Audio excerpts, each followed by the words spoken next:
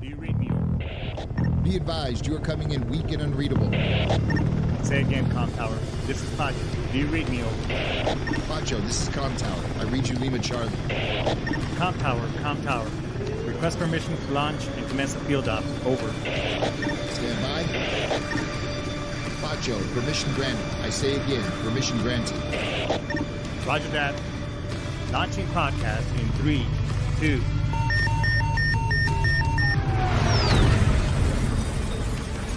You are now entering the field op with your host, Pacho Correa, Chief Warrant Officer 3, United States Marine Corps retired. Get some. Hurrah!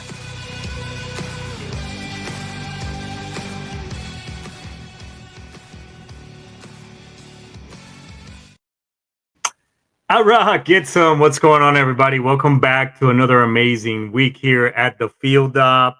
Baby Friday, Friday night's eve. God damn, it's almost the weekend, man. Well, for most of us who work, for those of you who work a regular 9 to 5 is the weekend, but those of us who are solopreneurs, we're always day on, stay on, like the Marine Corps, first in, last out. You know what I'm saying? But welcome back to another amazing week. We got a pretty good show for you today. Shout out, I guess you could say, to my daughter, our newest college graduate from as a psychologist. She'll have a lifetime client over here. But let's get all the pleasantries out of the way. Hey, when was the last time that you had your financial analysis reviewed? Make sure that you're on target to retirement, whether you want to buy a new house, whatever short-term goal you want to go on a cool trip or whatever the case may be. Well, if you hit us up at meetthemoneypro.com, you go out there and get some really good information. Well, they'll paint a real picture of where you are financially. No pressure, no commitment, none whatsoever. If it makes sense, great. If not, we can, you'll leave with out of that meeting 30, 40 minutes of your time with some really good tangible information that you can start implementing right away. So check us out, help us out, grow the analytics. Another thing that I've been doing too, I usually at this part I talk about, have you apply for your VA benefits and anything. Well, one thing that I started doing at no cost to you whatsoever is I've been helping veterans apply for the benefits. We had some really good successes thus far. I have some, and I'll be posting some, I guess, some reviews, so to speak, on TikTok on the people that I've helped out so far, and it's been pretty good. So if you need help or assistance putting your claim in, and you seem a little apprehensive because you think that the process can be a little bit cumbersome using technology and filling out the application. Not at all. At the most, it'll take an hour. Okay. The only thing that I ask is that you listen to a little bit to my spiel of, now that you'll be getting, your VA claims and benefits, now compensation coming in, that let's put some really good strategies together. That way it'll benefit you, and that you have some type of pot of money at the end of the rainbow or in a few years down the road. So let's do some good with it, with that money, instead of just spending it away. And if you're in that financial crisis, we can actually put a plan together using that money, how to get rid of your debt, pay off your house, or anything of the sort that much quicker. Sometimes in 10 years, quite a few times, 10 years or less. So paying off your house as well. So getting out of debt, paying off your house, all that good stuff. So if this is something that resonates with you, go to meetthemoneypro.com, put yourself on the calendar. Let's talk a little bit and we can go from there. All right. Aside from putting your VA benefits, because in the end, you're the one who wins and you're the one who's going to get compensated. Or if you need to appeal or put something more in, and you weren't happy with the original, what the VA compensated you with, we can also take a look at other things. All right. So, and this show is also all about freedom of speech, right to bear arms, protect the Constitution, and all the good stuff that it brings as Americans. Then stick around and hear the show. Please pass me around. Let's share me on your social media outlets. Again, I do this all completely free. I do not get paid for this. As a matter of fact, the good folks at Sitchradio.com, who I highly recommend, that if you want to get into podcasting or you want some mentoring and some coaching for your personal growth, your business, or whatever, I highly recommend you hit Brian Colburn. he's been helping me out, and the folks of Sitchradio.com have graciously allowed me to do this show through their through their platform. So check them out. They have an amazing other shows on there that you can listen to. Let's say if you don't like this sexy accent, that's okay.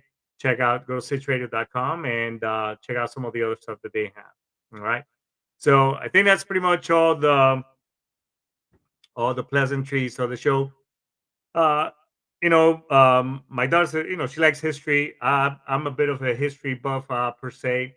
I really love world history. American history is pretty cool.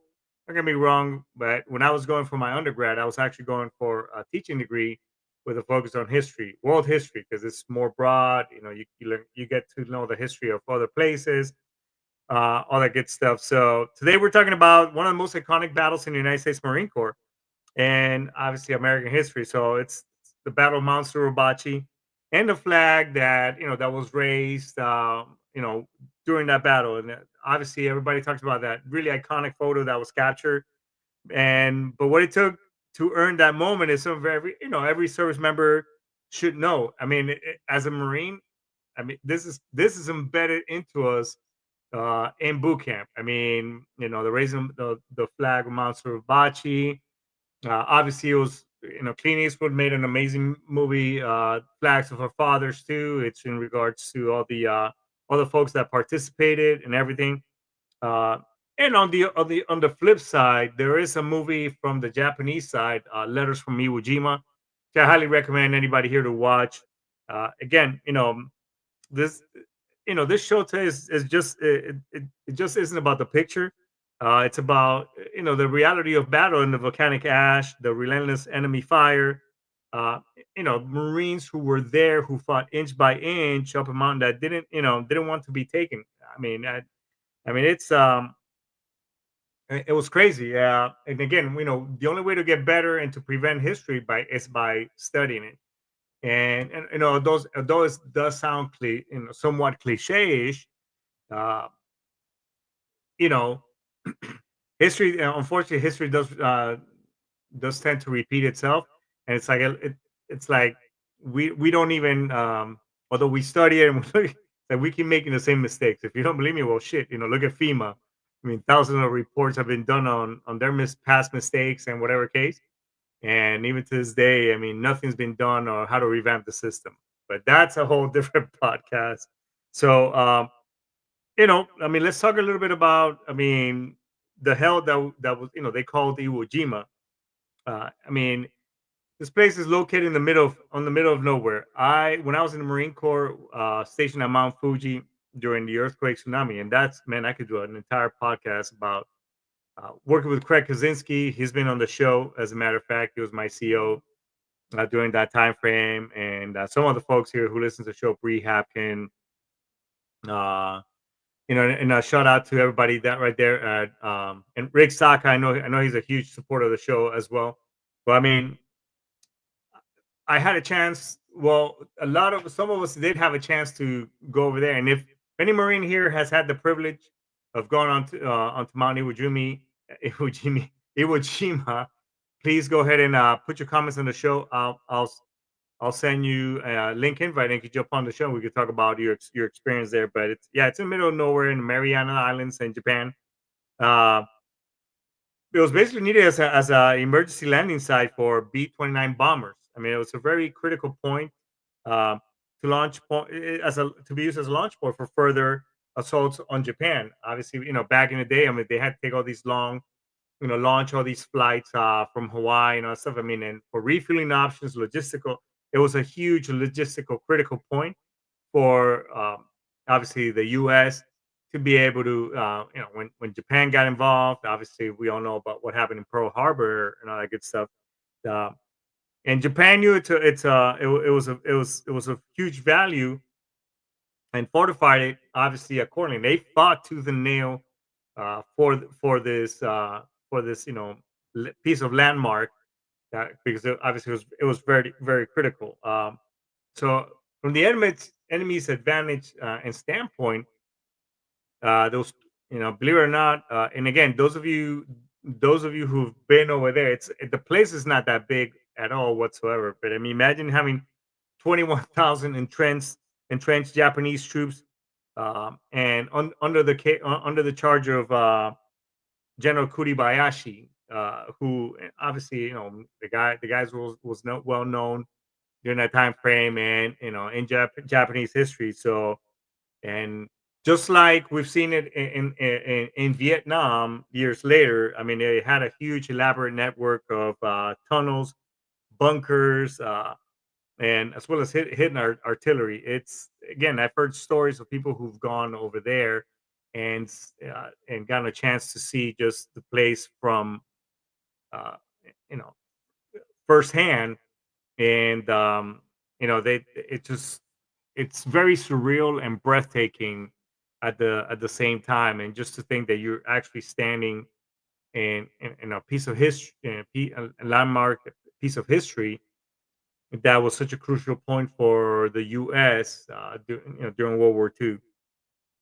And obviously, the fighting and how everything happened over there. I mean, it was brutal. I mean, it was slow and brutal. I mean, it was just, I mean, a lot of carnage. There wasn't no front line, and I mean, it was, again, just it was just this whole thing was just a meat grind. I mean, so when the U.S. got there, it was called Operation Detachment. It was launched February 19th in 1945. I mean, it was a really long time ago, and over 70. So they had 21,000 entrenched troops. We sent over 70,000 Marines from Third, Fourth, and Fifth Marine Division when they landed over there. When they hit, when they hit the beach, right? There was a lot of volcanic ash, uh, and basically it made movement impossible. It was like walking on. It literally is walking like on coffee grounds, and obviously take into effect your 80 pounds worth of gear. You have these landing of amphibious vehicles, trying to beach themselves, and obviously, when you release, the ramp comes down, and some of them couldn't even make it to the land. So, I mean, a lot of people drown themselves as well, especially when you're carrying all that stuff. I mean, you're taking fire. I mean, you're getting blasted. So, I mean, on first, it was, and it says right here, beach landing was eerily quiet until the Marines advanced. Then, basically, all hell in a handbasket broke loose. I mean, they were getting hit with machine guns, mortars, artillery.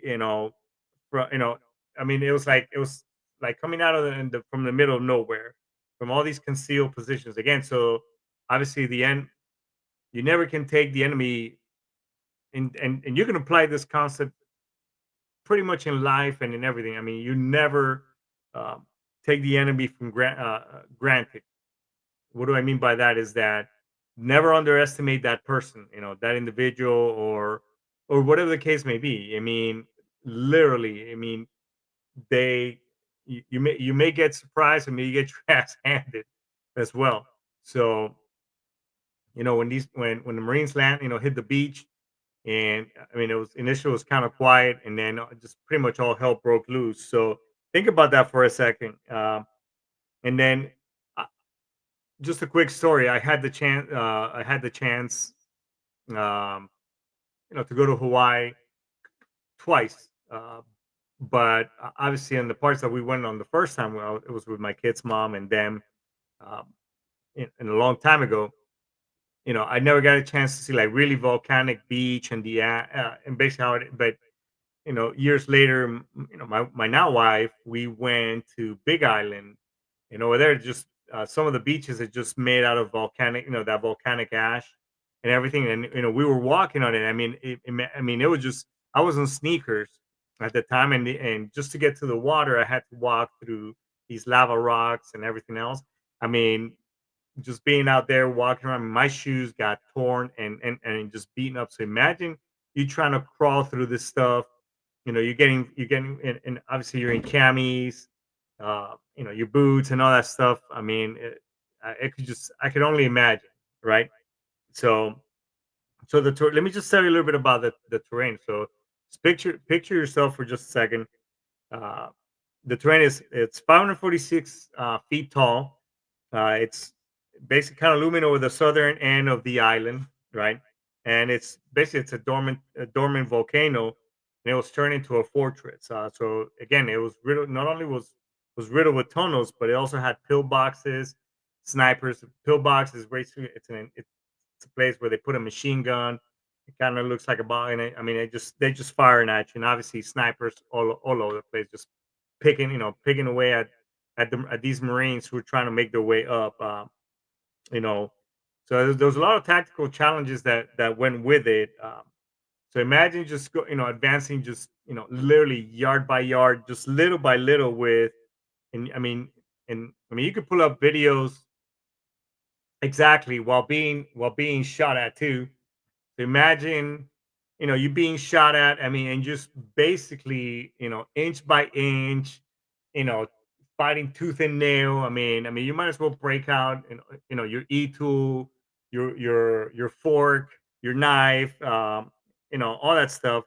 You're advancing, and I mean, you can pull up videos on this stuff. Flamethrower. I mean, they're doing, I mean, flamethrowers.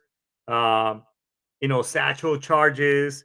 That's basically, think of it as like this giant grenade, basically, and they throw it in this satchel that you fling over, and then you throw it inside these things. It's basically, think of it as one of these the landmines that you see nowadays. But basically, it's inside a satchel, a bag, so to speak.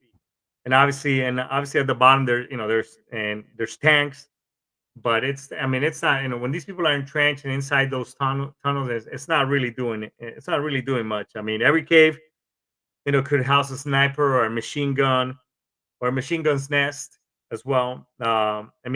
Grenade duels were very common, during that entire thing. I mean, if you stop moving, you were basically dead. So one thing that, and I know Ken has been on the show. Ken and I went to boot camp together.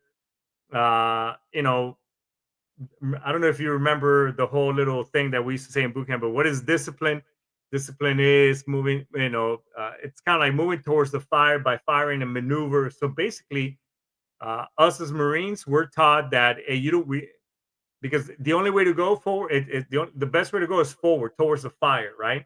So obviously, when I'm up, they see me, and down type of thing. But I mean, you couldn't do this on Mount Suribachi as well. But I mean, think about this. The casualty rate back then was 6,800 Americans killed in the entire battle. Thousands, and obviously thousands more were wounded. And the terrain and basically and dug in defenders made every gain, obviously come at really high cost. So, I mean, you got 71,000, just really pissed off Marines, and obviously we lost a lot of good people back then.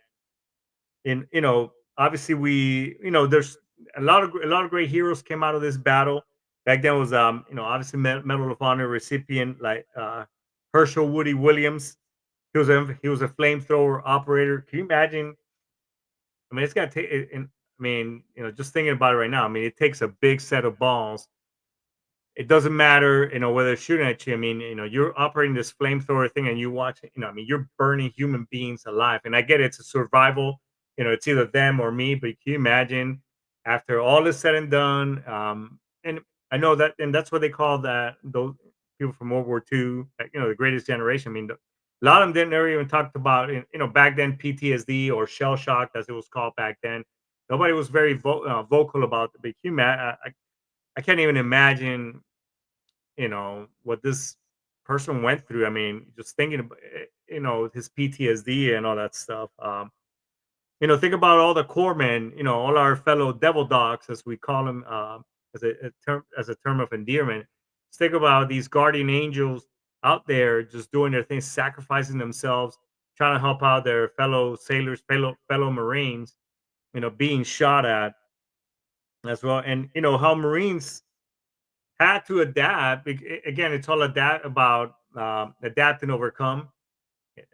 That's if you ever watch the movie Heartbreak Ridge, it's a great scene where Clint Eastwood, they first call some of the troops to this big fight in this mud and everything, and then Mario Van Peebles, who played a really shitbag Lance Corporal, but a really funny dude, Jones. He's getting thrown into this mud by these two other Marines from another platoon, and he grabs him by the nuts. Anyways, he wins, and Clint Eastwood said, he adapted and overcame. That's what Marines do, right? Um, that's my Gunny Highway voice right there. But Marines have to adapt during that battle, during mid-fight, learning to clear tunnels and bunkers basically with brutal efficiency. And again, it just goes back to a kind of shift when you're in combat. That mindset kind of shifts where, hey, it's fucking me or them. Actually, we dehumanize the enemy in order for us to. It's a psychological. It's something that those of you who deployed, uh, been in battle, and not even. I mean, you can see, a boxer does that.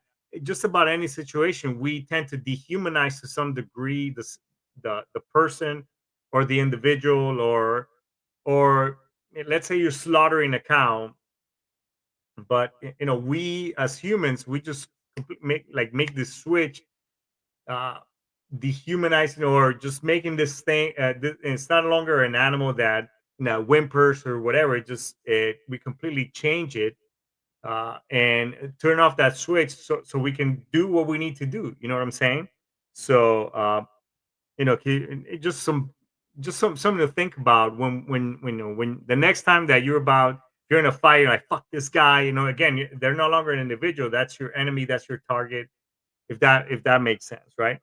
So you know as Marines are advancing, up this, glorified hill, right?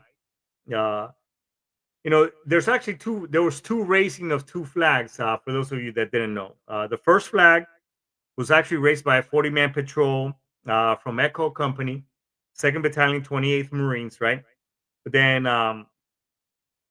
Captain Dave Severance sent up the patrol, and a flag from a was from well, on the first one was a flag from a ship nearby, right? And the flag was, there was like, oh no, it's considered too small, whatever so, and it couldn't be seen from the beach.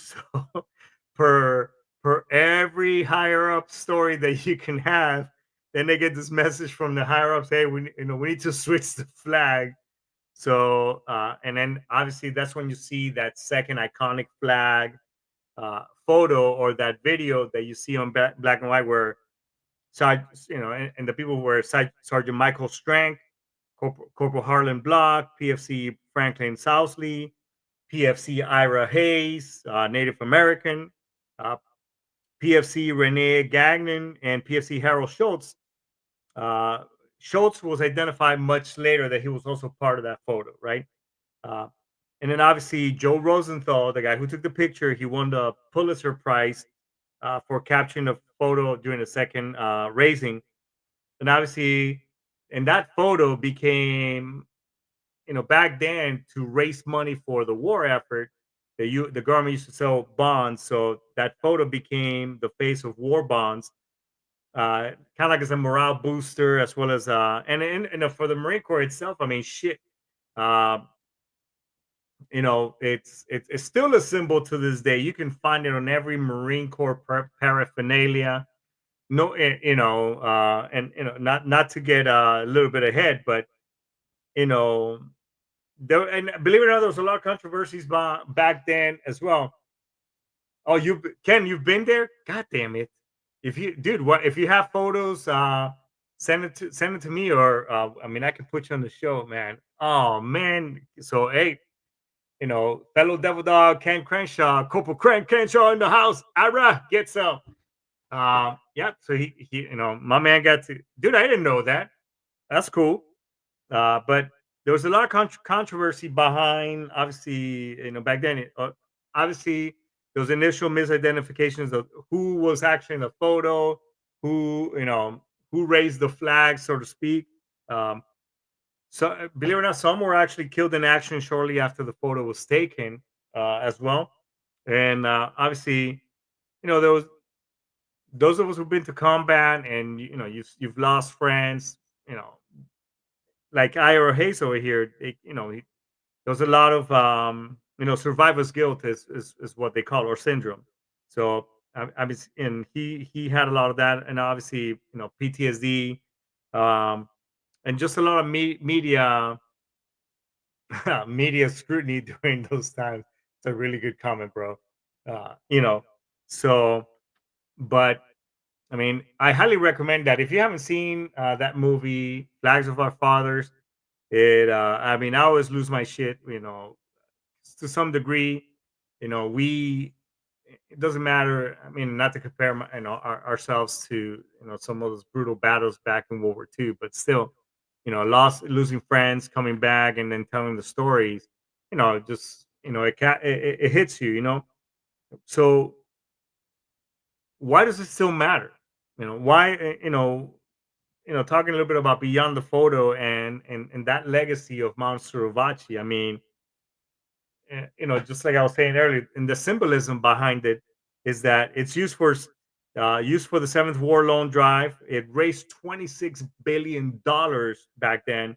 Obviously, it immortalized the Marine Corps as and became a symbol of the Marine Corps War Memorial in Arlington, which I've been there. And if you go to the Marine Corps Museum down in Quantico, Virginia, which I highly recommend, not just because I'm a Marine myself. I mean, maybe a little bit of that part. However, it is an amazing museum, and it's got, I mean, all kinds of different war periods, even to this day and age as well. It's an amazing place to go. And instantly became as obviously, that whole raising of flags. It's a symbol of Marine Corps pride, sacrifice, as well as victory. You know, how was Iwo Jima's impact on the war as a whole? Well, um, over 2,400 B-29 bombers landed on that post after it was captured. It saved actually 25,000 airmen lives back then. It was actually a turning point in preparing for Operation Downfall. In other words, the invasion of Japan, and it was ultimately unnecessary due to the atomic bombs. So you can see it from many different aspects. Well, shit, we know we lost all these Marines, all these Americans, during that time frame, and only for us to drop the bomb back on Japan, the atomic bomb, which there were two in Japan, in Iwo Jima and Nagasaki. So we can see it from that way, or we can see it as well as, hey, a lot of war is also about psychological effort. So we can see it as, well, it was a crucial point. We found a kink in the armor, and this is just kind of the downfall of the Japanese. Which, by the way, Japanese is you know, through history, a formidable foe. I mean, they just fought tooth and nail. And there's other many battles, in Japanese history that you can look up. You can look up also the Battle of Bataan. It'll give you a different perspective on them. I mean, pretty ruthless. But again, it's like the saying goes, all's fair in love and war, right? So what were some of the lessons in grit and sacrifice that we got from this? Obviously, Marine ethos, fortune, ash, and blood, right? Honor those who raised the flag and those who fell before it went up. You know, one thing about the Marine Corps, and maybe somebody here who's in the other armed services, I mean, even though we kind of banter back and forth, uh, but I mean, we're all about our history, our pride, um, what we did, and and just and I mean, we're big on our history. I mean, that's any Marine will tell you, who's the Grand Old Man of the Marine Corps. So history is a big plays a huge part in the Marines, right? So we use this moment to reflect on how symbols mean more when you know the cost, if that makes sense, right? So hey, let's do it for those who came before us. Hoorah, get some, do or die, all that good stuff, right? So, you know, again, revisiting history is how we prevent, uh, future mistakes for the most part. I mean, again, I use that very loosely because obviously, you know, sometimes history tends to repeat itself as well. And so you can see, And some of these things are starting to repeat itself in many different aspects, right? So, but we're not going to get into all that as well. So, what do I take from all this? I guess to recap our show today is, the battle for Iwo Jima, the climb up through and on Mount Suribachi, and the unforgettable flag that caught the world. It caught the world's attention, right? A huge turning point for the U.S. I mean, was that call to actions for like, hey, let's do it. Like the Marines just did it. Hey, everybody, let's bond together. Common cause. Moving even more closer to home or to current time frames. If everybody, I served before 9/11 happened and after during that time frame, and it was just a different time frame. Nobody was, the world was kind of going at this, you know, um, not very motivated. Everybody was kind of, uh, thank you, but we just look at it as, the world back then was just very different, and then obviously 9/11 happened. It's kind of like the world came together. The cause was basically, uh, getting together, war on terrorism, moving forward, all that good stuff. Excuse me. It just brought us together, right? So, but every Marine sees that when a Marine sees that photo, I mean, they feel a deep pull, not just about patriotism, but also a memory of where we came from and the things that define us. And then one thing that I'm going to start doing every month is talk about a significant battle that one of our armed forces was a crucial part of it as well. So, hey, if you got any good ideas, that Army, Navy, Coast Guard, whatever the case may be. I want to do a piece in that. So let's go ahead and throw the idea so that way I can start putting these shows together, right? So and at the end of the day, everybody is they didn't just raise a flag for glory. I mean, it was raised so their brothers down below knew the fight, knew that fight was not in vain, right? So we need to reflect on that and just remember those that came before us. I know we're getting ready to hit up some of these holidays during the year, but just remember that Memorial Day, we remember those who have who never made it home, right? So when you talk to a service member, it's like, hey, we don't say Happy Memorial Day. No, we don't say that shit. It's not for a lot of us. It's not a happy day. For a lot of us, we lost friends in battle. We lost friends to suicide. We lost friends, in the line in that line of duty. So just think about that for a second, and because a lot of most of us who have some type of loss, for us it's just a day of remembrance that it's not a good day for us, so we just kind of tend to isolate. So if you have a loved one that lost somebody in the line of work, even first responders as well, just say, I know you got an anniversary coming up. I know you lost some friends. I'm here for you if you want to talk about it. Just leave it like that. All right. So I think this is a good place to go ahead and index everybody. Again, I usually end the show too. If you've been ruminating or you need somebody to talk to and you've kind of gone into that dark hole, go ahead and hit me up at the show. I mean, I really mean that. I hope and I hope that one day uh somebody takes me up on it, because the last thing we want to do is just talk about it, remembering you, because you committed suicide, you took your life, where those scrappy periods could have passed, and we could have at least been helping you, talking you off the ledge and finding out solutions, because I know it's when you're going through that period, it seems as bad as it seems. I'm telling you that it's only temporary, and I'm talking for firsthand experience myself. So, hey, thanks for first of all, thanks to Corporal Ken Crenshaw for throwing some really amazing comments and some really good stuff out there. Since he's been there. I also want to thank you for helping the show. Please spread it around, let everybody know. And so, with that being said, everybody, thanks so much. Isamas, Daisuki. We'll see you next week, everybody. Ara, get some. Bye bye, everybody.